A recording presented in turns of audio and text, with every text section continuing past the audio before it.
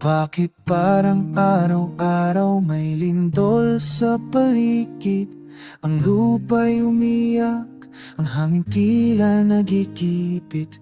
Mga gusali yuyuko, dagat ay nagagalit. Baka may gustong sabihin ng langit. Nakalimot na ba tayo sa kanya? Sa dasal, sa pagmamahal, sa gawa? Baka ito'y paalala lang niya na bumalik sa kanya. Ang bawat isa, niyayanig ng langit, ginigising ang mundo. Ang puso nating pagod, tinatawag ng Diyos ito. Hindi galit, kundi niyakap sa gulo. Niyanig lang niya tayo, para muling magdasal tayo.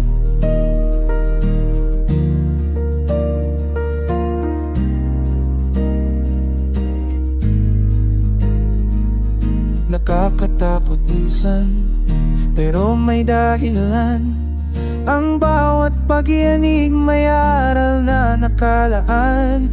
Tila sinasabing na lumapit ka naman. Sa gitna ng takot, nandyan siya't nakabantay. Nakalimot na ba tayo sa kanya? Sa dasal, sa pagmamahal, sa gawa? Baka ito'y paalala lang niya na bumalik sa kanya. Ang bawat isa, niyayanig ng langit, ginigising ang mundo. Ang puso nating pagod, tinatawag ng Diyos ito. Hindi galit, kundi yakap sa gulo. Niyayanig lang niya tayo, para muling magdasal tayo.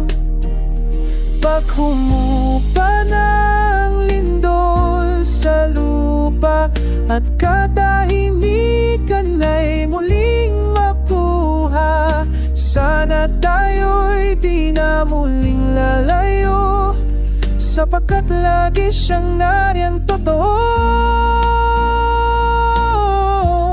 Niyayanig ng langit, ginigising ang mundo.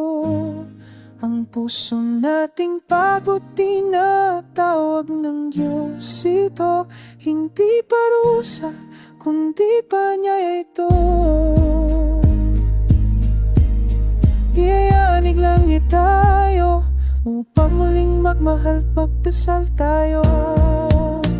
Baka nga kulang lang ng panalangin, o baka tinig niya lang na nais marinig natin.